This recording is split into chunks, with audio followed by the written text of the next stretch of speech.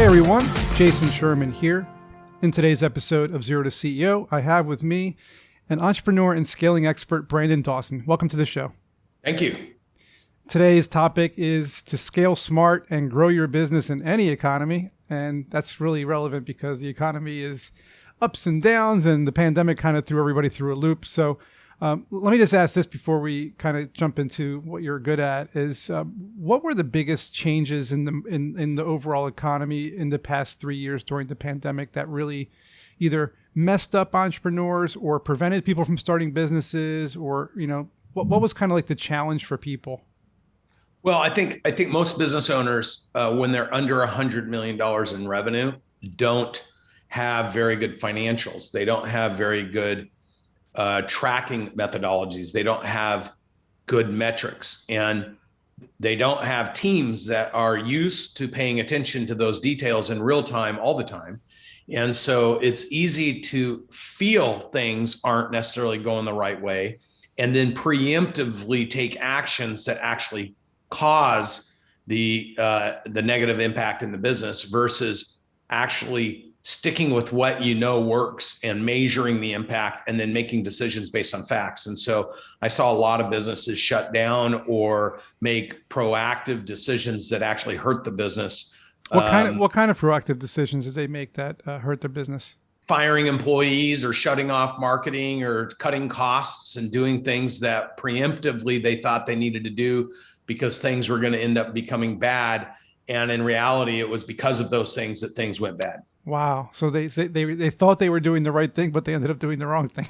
Yeah, so because when you don't have data and you're not tracking trends and you don't have the expertise, I call them wartime entrepreneurs or wartime CEOs. You know, there was a lot of people that started businesses because of what they loved doing and they had just enough success. They were able to do it well and people appreciated working with them, but they didn't run a fundamentally sound or solid business. So when there was disruption or when there was a state of emergency, they purely reacted out of emotion and reflex and took action that resulted or caused the business to struggle, when in reality, for those business owners that really focused and paid attention to the basics, they actually went through expansion. A lot of those business owners went through massive expansion during COVID, and a lot of great businesses were just shut down, and or businesses that did not run with proper reserves, didn't pay attention to their financials, so they had no backup plan.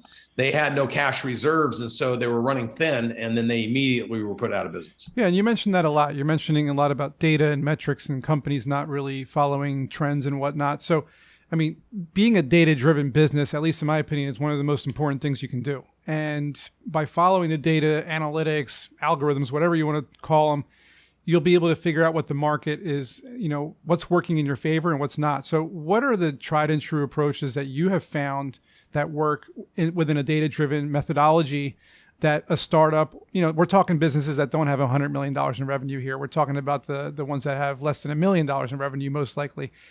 What are the techniques that you would tell them these are foolproof? Yeah, so I would say any business of any size, there's some very specific things that you should learn to do and incorporate in your organization if you're doing 100,000 or if you're doing 100 million.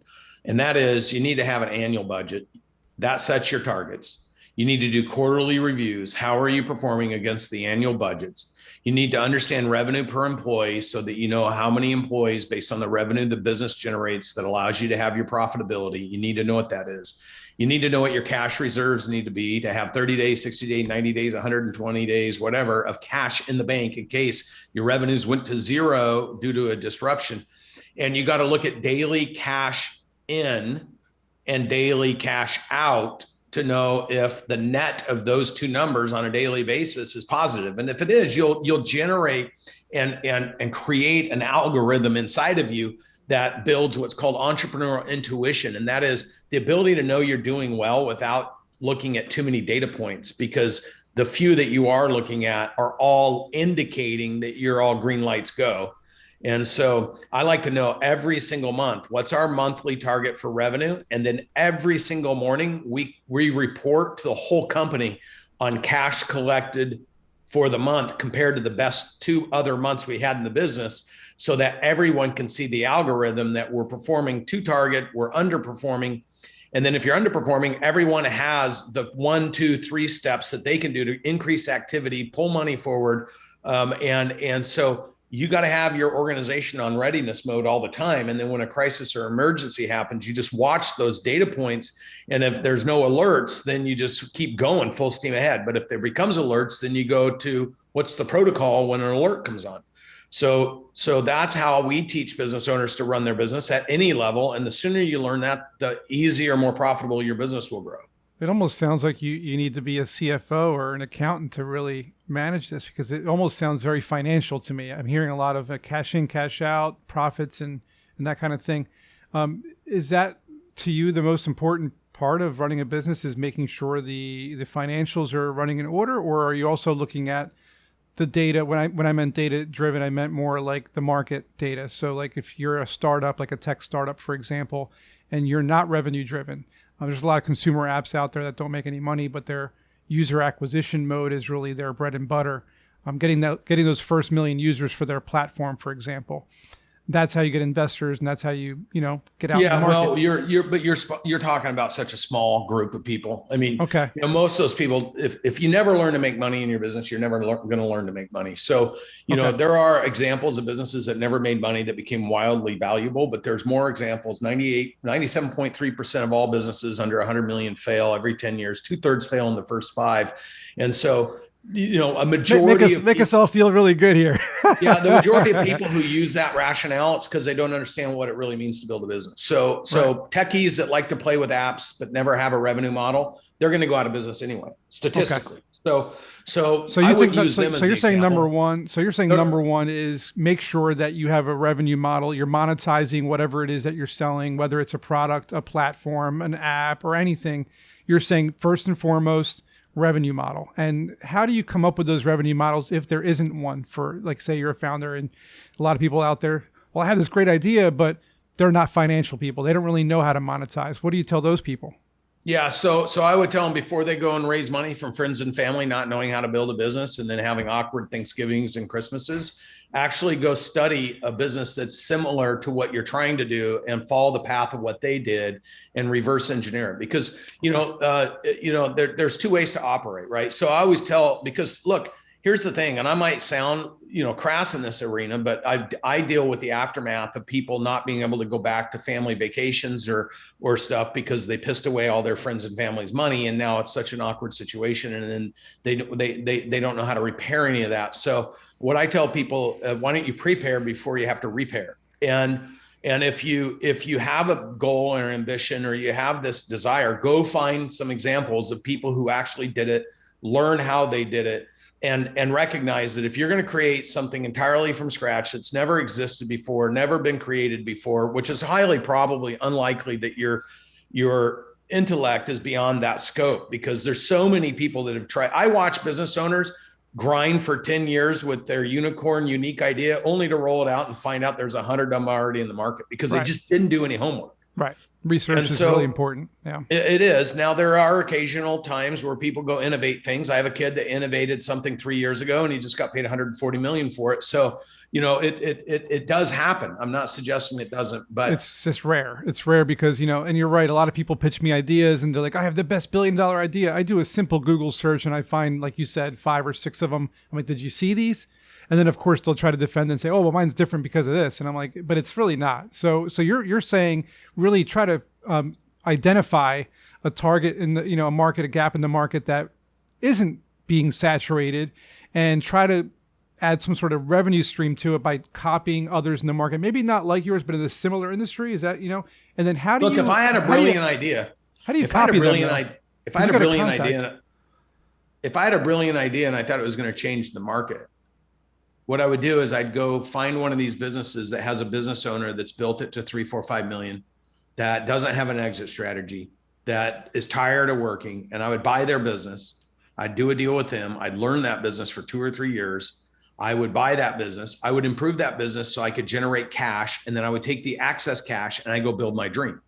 So many people go the opposite way. They use other people's money. They use other people's time. They dink around for many years pretending that they're doing something in the basement. and they never even know what it means to build a business. So then even if they do get lucky and what's frustrating for me is when someone actually has something that could be unbelievable because they don't understand business, they piss it away, and or the shareholders or investors they do raise money with take it away from them. So this is what happened to me. I had a dream. I went out and raised private equity money. I finally figured it out after 7 years, took it public. I was on fire. And then they came to me and said, hey, good job. We're selling your company because we can get all our money back. And all of a sudden I had to start over. So look, there's 10 elements. At least you had what's the, I don't want to cut you off, but this is important. You had a success story, right? You had an exit of some kind, it sounds like. How much easier is it? Because people ask me this all the time. How much easier is it to get another company off the ground after that? Because people then, you have credibility, they believe in you, versus an entrepreneur who never did that. They've been trying to get stuff off the ground and nobody believes in them. No one gives them any kind of capital. What's the difference there? Did you see a difference there? Well, of course. So my first business wasn't a home run, wasn't a success. My second business, I started it based on what I learned from my failures and sold it for 77 times EBITDA, 150, one of the highest values ever paid for a company, creating wealth for a lot of other people that I didn't even raise money from because I shared the equity with my customers and all my employees. And then this third business, now it took me 14 years to go from zero, growing it entirely organically to $40 million and selling it for 150. It took me 14 years. I partnered with Grant Cardone, and in 36 months, I went from zero to a business that'll do 75 million this year. So the reason that people that have success the second time around isn't because of credibility, it's because they have knowledge. Right. Like once you learn how to do something, you know how to do it. But right. Those that don't know how to do, can't teach, and those that continue to fail trying to do things just reinforce failure because they never learned how to do it right. And so I think confidence in this, building a business is all about confidence. And if you don't have the utmost confidence in yourself, nobody else is going to have confidence in you. And when you shatter your own confidence, trying to convince other people to be confident in you when you're not even confident is problematic. And you mentioned talking to people who were in the industry or close to your space that did something similar to you did to learn from them. How do you actually get a hold of these people if they're either too busy or not accepting calls or any of those things? Like what's a good strategy to really get a hold of somebody who can really help you? Because that's another thing entrepreneurs say is like, well, I don't know anybody. Yeah, well, all those excuses are because people are lazy. So I'll give you an example. Give me one business that you've heard of or you thought of that you think could be an interesting business model. Just give me one idea. Like Snapchat. Okay, great. Google Snapchat, origin of Snapchat. You can read all about it. There's research reports put out about it. There's articles that have been listed about it. There's old articles when it first came out of people saying it was a dumb idea. Like you can do, every person has the capacity to do real research on anything they want to do. And trust me, there's plenty of information out there if they're looking deep enough. So the first thing is use all the free information that's actually out there. Learn to do good research. Learn to take a pencil out and reverse engineer some numbers. That's the first thing. Second thing is you don't need to call the founders of the company and say, hey, tell me all about your company, because most founders are busy. So the best way to learn about how a business works is to go to work for a business that's doing something similar to what you want to do and actually invest 3 to 5 years and understand how it operates, the strengths, the weaknesses, the opportunities and threats, and then do more research on how you can improve what you're seeing that business do. And so, there's 8 trillion of wealth transfer happening in the next 10 years of baby boomers that are just giving their businesses up. I just did a podcast with a kid who worked for a guy for 2 years, had a $15 million business. And the guy said, kid, I don't want to work anymore. You can have it. I'll give you some working capital. Just pay me out over the next 10 years. And the kid works with me now and he's going to do 30 million in his second year. So look, there's so many opportunities, but if people are going to hide in their basement and pretend like they're the only ones with the best idea and they're not going to learn the fundamentals, there's 10 elements to building a business. If you're not going to go educate yourself on those 10 elements, then obviously you're going to be probably a statistic of which 98% or 97.5% of businesses go out of business. And the other interesting statistic is 98.2% of all businesses under 100 million are under 3 million. So it's so hard to get a business over 3 million. 3 million. Yeah. So look, it's one thing to have an idea. It's another thing to be able to execute across the 10 elements of building a high valued business system. And I assume that that's where your specialty is. If people want to find you and they want to learn about these 10 things, tell our audience here how to find you and what they're going to learn. Yeah, the easiest thing is you can go to my Instagram at Brandon M. Dawson, or you can go to my YouTube channel, Brandon. I think it's Brandon Dawson. And so, it's just Google me, right? Brandon Dawson 10x. You'll find it, and just start paying attention to the videos, and understand that I build businesses from the ground up. The last business that acquired my business for $151 million, within 36 months, we grew them by $4 billion. So wow. It's all public record. And all that information or knowledge is out there. You just got to be interested in seeking it out, and you got to get out of your own head. A lot of people start their businesses for the wrong reasons. They start businesses because they don't want a boss. They don't want to be told what to do. They don't want a cap on their earnings, and then they go struggle. The average median income of the average business owner under $100 million is under $75,000. Yeah. So when somebody says they're worth a lot of money, but they're paying themselves $75,000, it's hard for them to hire good employees that want to make $150,000 when the guy I'm going to go to work for, or the gal I'm going to go to work for, make the average median income. So it's hard to attract high quality employees when you're a low quality earner. Well put, man. Fascinating information. I'm sure people learned a ton in this episode. So thanks again, Brandon. I appreciate it. And as always, we will see you guys in the next episode.